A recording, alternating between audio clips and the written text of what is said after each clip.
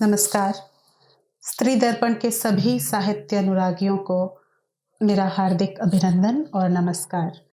आज मैं रूसी कवयित्री अन्ना अखमातोवा की 4 छोटी कविताओं के साथ उपस्थित हुई हूँ, जिनका अंग्रेजी से हिंदी अनुवाद कांता जी ने किया है।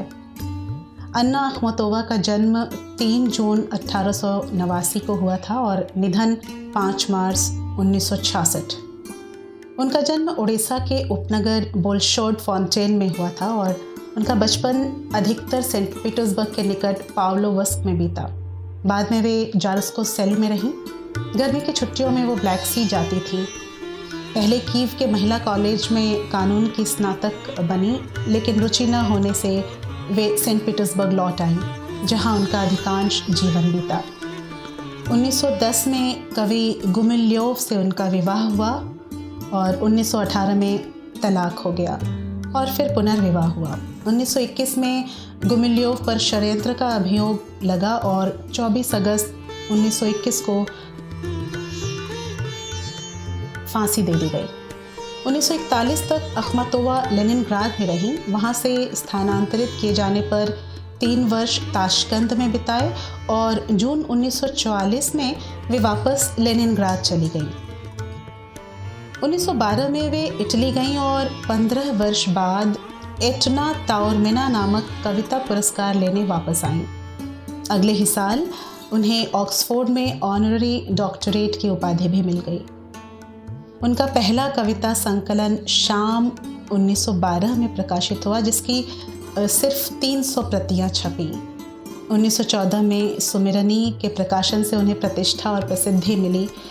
1917 में उनका तीसरा संग्रह छपा सफ़ेद गुच्छा और 1921 में कदली संग्रह अधूरा छपा, लेकिन बाद में एन्नो डोमिनी नामक संकलन में कदली की सारी कविताएं सम्मिलित कर ली गईं। 1925 से 1940 तक कोई भी रचना प्रकाश में नहीं आई। इस अरसे को एक लंबी कविता के एक खंड, जिसमें करीब 30 गीत और प्रारंभिक कविताएं थी, उसका रचना काल माना जा सकता है। ये कविताएं शोक गीत नामक संग्रह में हैं। शोक गीत का पहला प्रकाशन अखमातोवा की जानकारी और अनुमति के बिना रूस के बाहर म्यूनिख में 1963 में हुआ था। आइए अखमातोवा की 4 छोटी कविताएं सुनते हैं। कविता का शीर्षक अतिथि। सब कुछ पहले जैसा। बजती है उड़ती बर्फ भोजन घर की खिड़कियों पर। मैं तो बदली नहीं, मगर आया एक आदमी मेरे पास। मैंने पूछा, चाहते क्या हो तुम? बोला, नरक में रहना तुम्हारे साथ। मैं हंसी।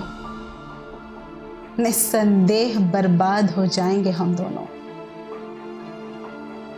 लेकिन उठाकर कृश हाथ अपना उसने नरमी से छुए फूल।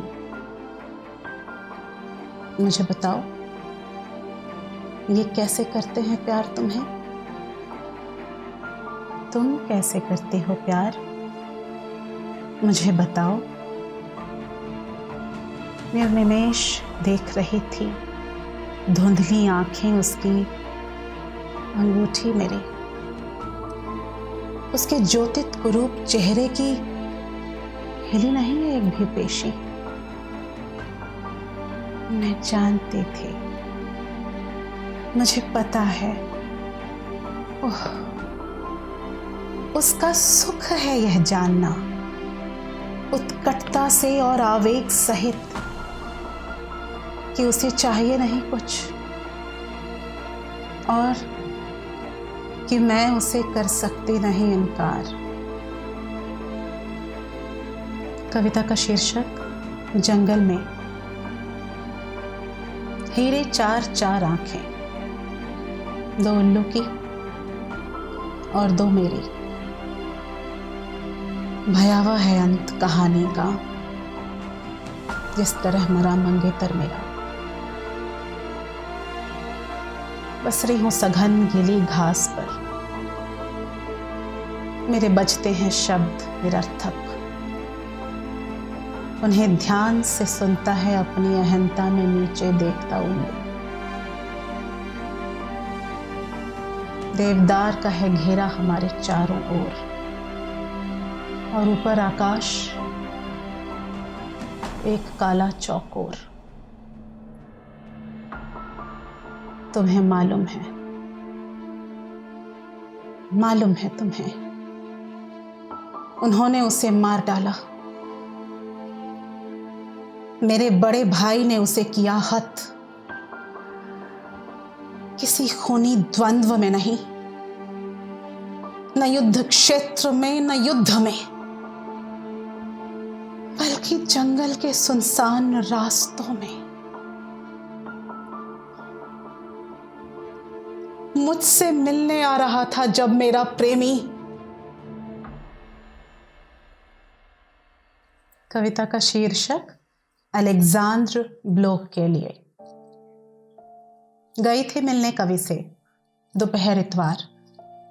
बड़े सारे कमरे में थी शांति, और खिड़की से बाहर पाला और किरमिजी सूरज झबरे कबूतर से धूसर धुएं के पार देखता है मुझे, भीतर तक चीरता हुआ वह मेजबान मौन। ऐसा कुछ है उन आंखों में, सबको रहता याद सदा। बेहतर होगा कि रहूं सावधान और कतई न झांकूं उनमें। मुझे याद है लेकिन नेवा के तटीय दरवाजे के पास ऊंचे राख रंग घर में वो बातचीत, धूमिल दोपहर और इतवार। आया नहीं आज कोई पत्र मेरे लिए, वो भूल गया लिखना, या शायद चला गया हो। वसंत जैसे रुपहली हंसी का कंपन, खाड़ी में झूलते जहाज। आया नहीं आज कोई पत्र मेरे लिए। अभी कुछ अरसा पहले तो मेरे साथ था वो, इतना कोमल प्रेमिल, मेरा अपना। पर वो था बर्फीले जाड़े में, और अब है वसंत, और वसंत की उदासी है जहर। भी कुछ अरसा पहले तो मेरे साथ था वो। सुनती हूँ धीमे धड़क रही कांपती बेला की कमान, धड़क रही है जैसे मृत्यु से पहले की यंत्रणा। और डरती हूं फट जाएगा मेरा हृदय,